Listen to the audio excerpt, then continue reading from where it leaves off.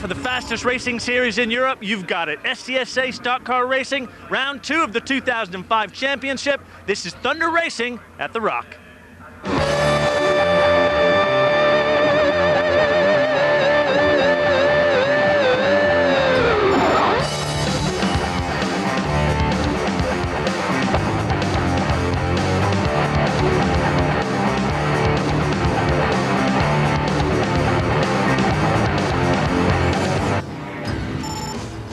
After round 1, the race to the States is really on. Colin White took 4th in the 78 machine. Mike Vergers was 3rd. Stevie Hodgson took the win just from his team owner and his teammate, John Mickle.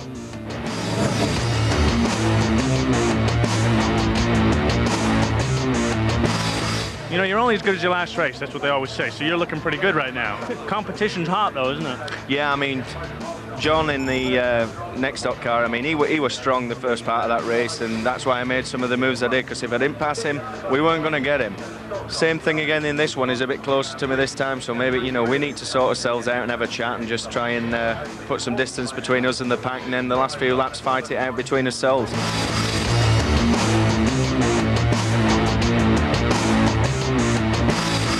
We just want about the same, really. The first race was good. The DSI Ford was quick again. We just want to bring it home in one piece, and I think if we can bring it home in one piece, hopefully we'll be in the top 5. But Stevie's got some legs. We've made a couple of alterations to hopefully we have some pace at the end of the race, and see if we can put the DSI next stock on the top step, not the bottom step.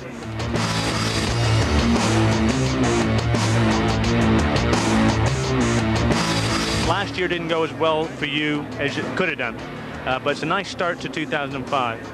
Yeah, last year we had a lot of not issues at the track. I think they were mostly housework issues. We've got that sorted. We're coming to the races a lot better prepared, so we should, we should do well this year.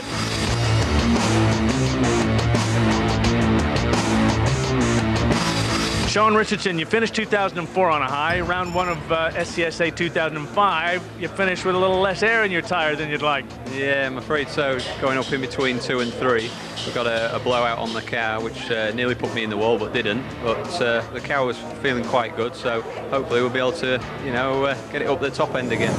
The 2004 season saw one of the most spectacular wrecks ever in the history of SCSA racing with the number 28 car, Mike Vergers. I've got Mark Klausner with me again. Mark, how do you get out of a shunt like that? Tell us a little bit about the seat and how that helped Mike get out of that wreck. Well, these seats are custom made. They're aluminum construction, and it's designed for the driver. And what we do here is they have headrests which are designed to fit the head of the driver. So as they're being knocked about, their movement's restricted. Also, you can see that the seat is very deep down inside, so the driver sits down low. He's also strapped in very tight with the belts. And then we also have side bolsters that protect his legs so that when he's rolling, his legs only move a little bit left to right. Thanks a lot, Mark. Well, that's not necessarily the kind of action we do want to see. The kind of action we really like to see is the pickup truck racing. Let's catch up with round number 2. Just as in round 1, Paul Poulter sliced his way through the field and hit the front on lap 3. He immediately established a gap, and he extended that lead to 8 seconds. But his lead was wiped out on lap 18 when Frank Francis lost control while battling in a pack for 4th place and hit the turn 4 wall. On the restart, Poulter was unable to shake off Simon Carr, and on lap 27, Carr dived low into turn 4 to take the lead. But Poulter could see that his car was slightly better in the final turn, and with a lap to go, moved back around Carr, holding on to win by 0.3 of a second. Gentlemen, start your engine!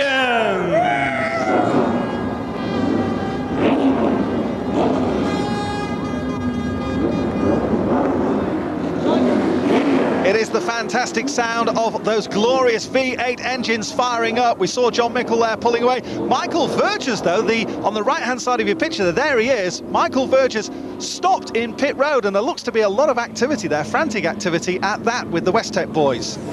Well, while they sort that out, let's take a look at the track they'll tackle here this weekend for round 2 of the championship. It's a D-shaped oval, 1.5 miles in length, 4 very different corners. Well, Michael Verges has got out, but he's going to have to start at the very back of the pack. That's the view that he'll have, and we'll bring you action from inside Mike Verges' NEC Aspire car. Likewise, the Arco machine of Mark Proctor and also Sean Richardson. But let's take you through the grid. Stevie Hodgson is on pole after his win in round 1. John Mickle, his teammate, alongside. Then John Stewart and Colin White make up row 2. On row 3, Ian McKellar Jr. and rookie Hunter Abbott in the 26 car. Then Adam Jackson and Mike Luck. They're followed by Sean Richardson and Ollie Playle.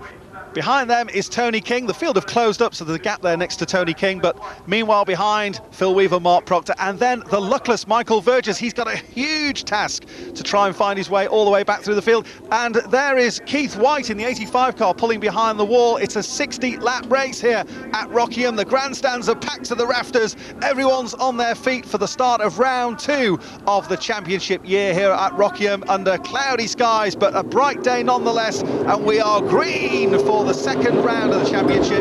A great start by both Hodgson and Mickle, but it's Hodgson who will take the point.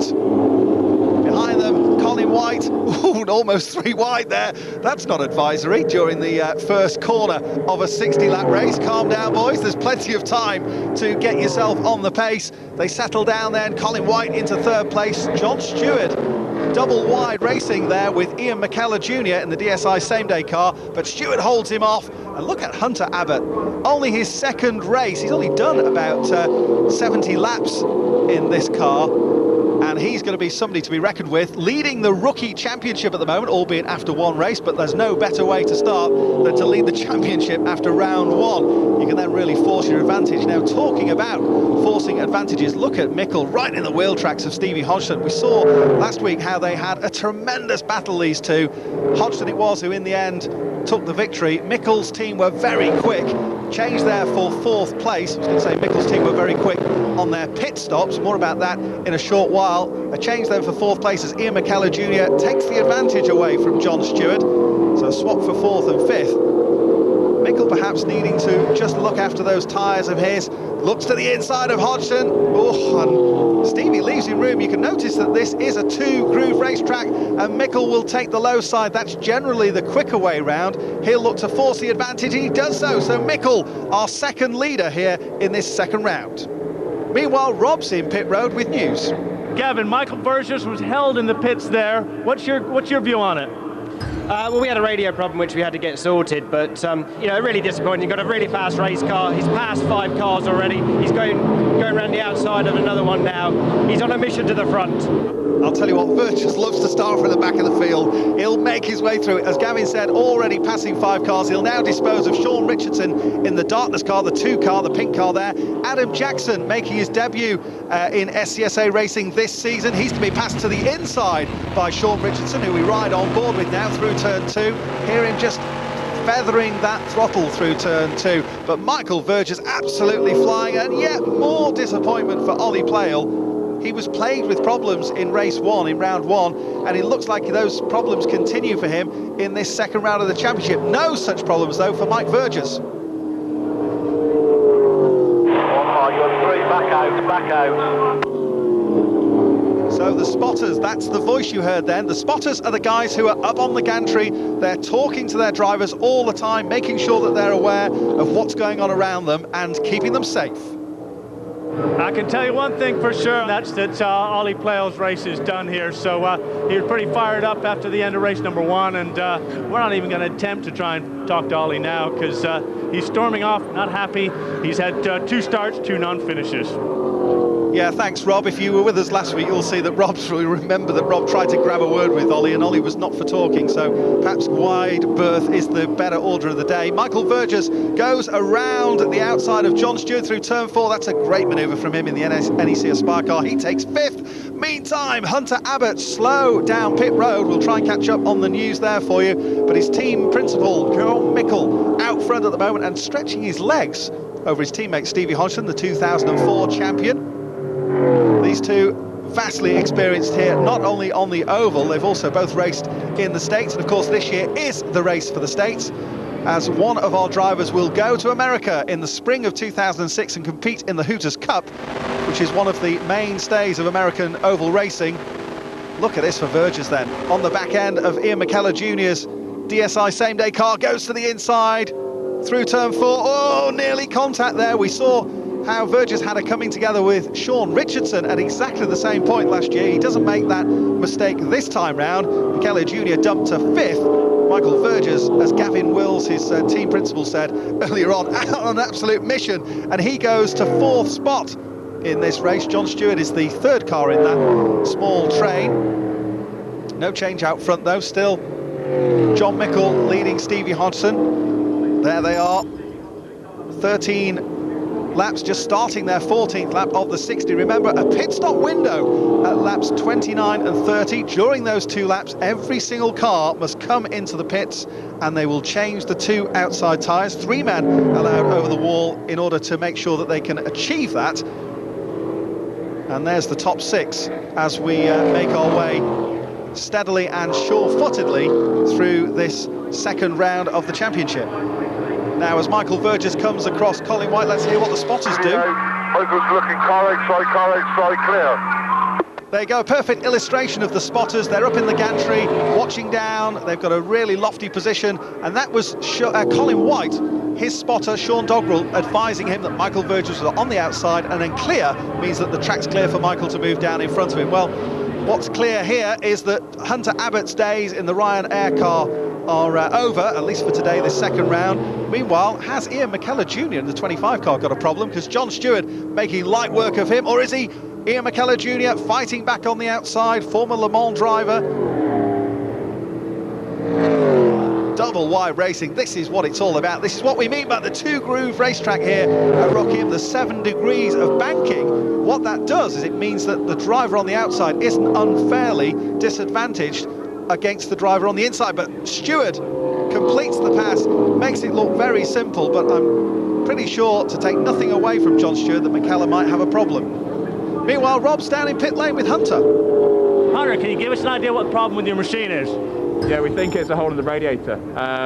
Going down the back straight, I guess something went through it.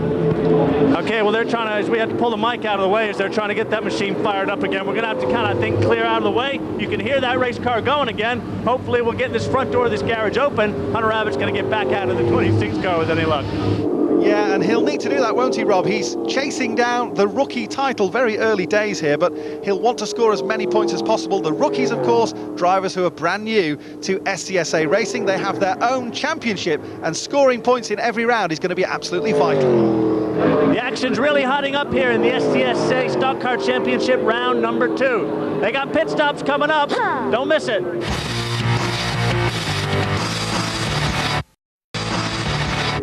Welcome back. The action's hotting up. John Mickle still leads this race, but we got the pit stops to come. It's all to play for. It is, Rob, and Mickle will be conscious of the fact that in round 1, his crew of Over the Wall gang were quicker than his second-place runner at the moment and his teammate, Stevie Hodgson, in the Xerox Ford. So they're really going to have a battle. It's a team game, and the pit road is now open. Into pit road comes John Mickle. He will lead the field in, and he will need a quick stop. Leader is in the pit lane, leader is in the pit lane. Pit this time, pit this time. Okay, boys, are we ready? Confirmation then from the spotters talking to their drivers. Mickle then drops the speed of the DSI Nextox car down to just 50 miles an hour.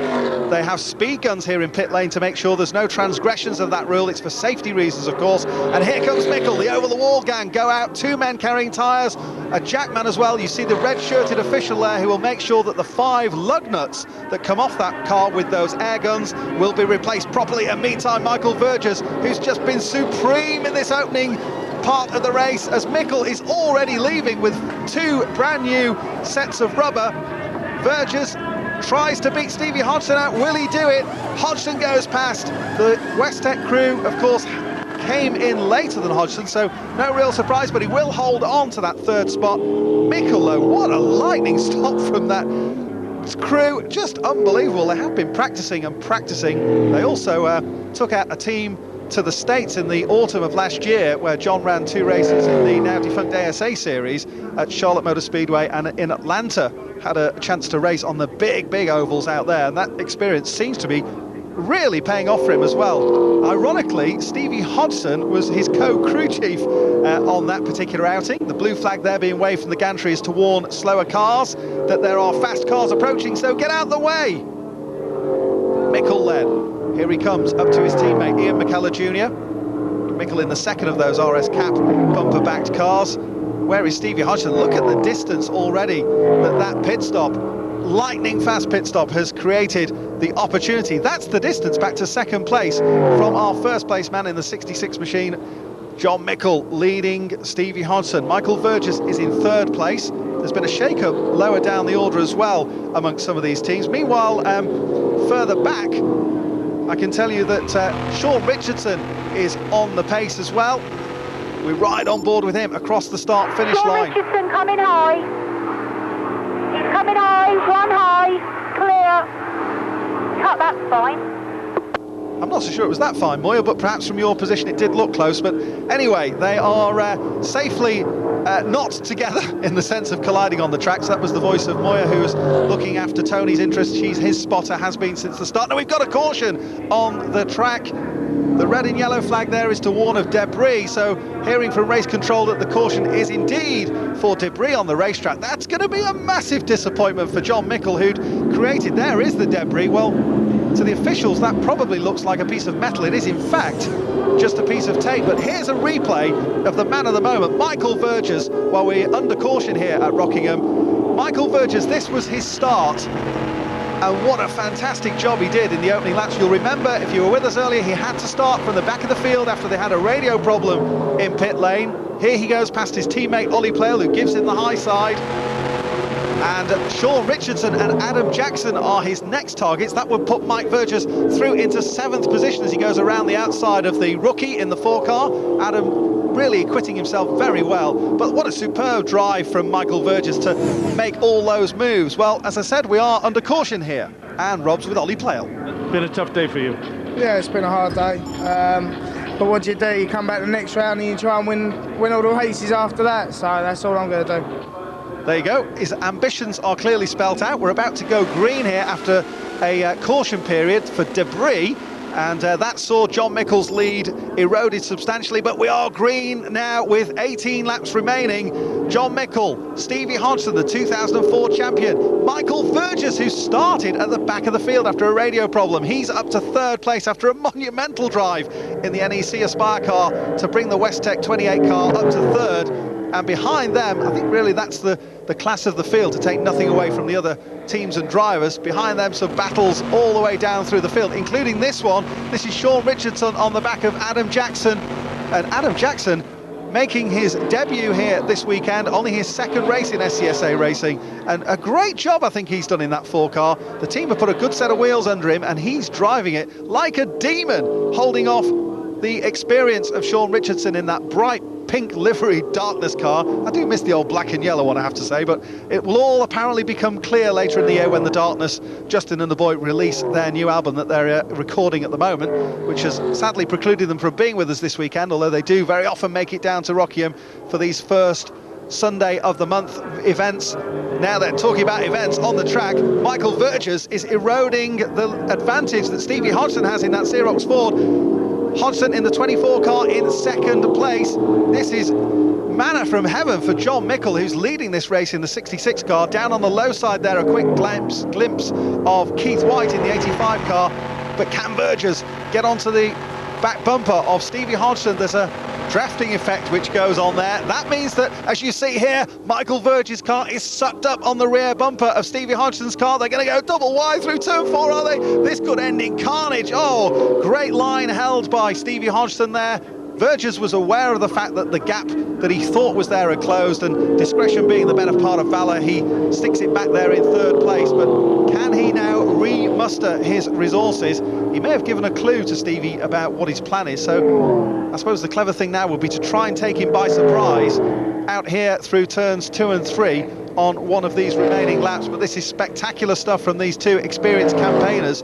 Just noticing there on the front valance on the grille there, look at that white spot. Stevie Hodgson's got a bit of debris there. Now that's the air intake for his engine, and that will maybe be sapping power from that glorious V8. They cross the line to start their final lap. White flag has been in the air for John Mickle. And who's going to work out this one? There on the left is Alan Mickle, crew chief for the Torquespeed 66 machine. Roger Scotland, the jackman, up on the tyres. They're watching for Mickle to come home. It'll be a momentous victory for the Cambridge man if he can just guide it to the line. It's been a long, long time coming, but he finally is going to banish those demons of the wall which have kept him, in my view, from having that victory. This is great stuff. Mickle will take the second round of the SCSA Championship. What a great run from him, and Hodgson takes second.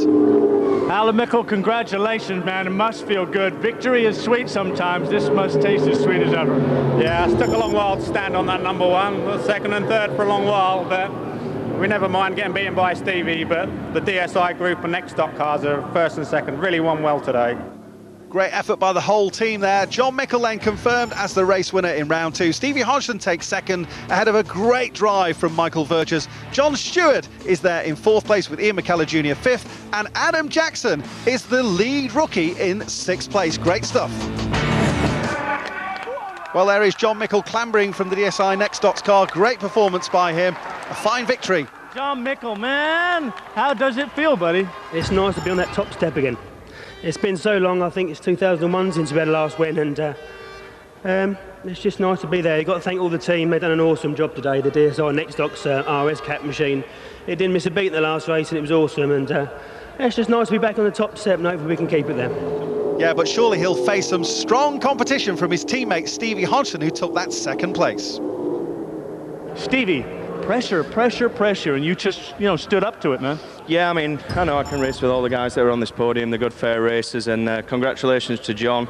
I mean, he's deserved that. He's waited for a long while to have that, so I'm really chuffed about that one, and really proud of the Xerox 24 car today, who've done an awesome job. I'll tell you what, there's an awesome job too from Michael Vergers. Remember, he drove from the back of the field after a radio problem to come all the way through to third. The radio was not working, and sadly we had to start from the back of the grid. We could have started from third, and it would have been a lot easier. I think I could have given him a better run. I seriously abused my tyres to get past all the other cars and close the gap, and there was just nothing left at the end. But that run puts Michael Vergers in third place in the race for the States. Hodgson and Mickle locked together on 395 points. John Stewart, Ian McKellar Jr. and Colin White 4th, 5th and 6th. And look at Adam Jackson, he leads the rookie standings.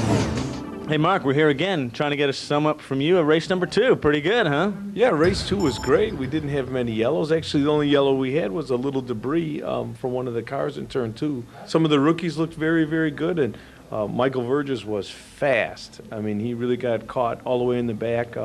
They were penalized because he had a radio problem on pit road, which was really tough for him, but he really shows, and West-Tec came alive under adversity, and it was really good to see. So I'm excited about the race, and I thought it was a good one. Well, the teams and drivers all return here to Rockingham on the first Sunday of June the 5th, where they'll do battle for rounds 3 and 4, and then continue right the way throughout the season, a 14-round championship. That's round 2 of the SCSA Championship for 2005. Torquespeed took another one too, but Mike Vergers in the West-Tec car kept him honest, and he's right in the hunt. Fantastic racing here. We look forward to round number 3. Don't miss it.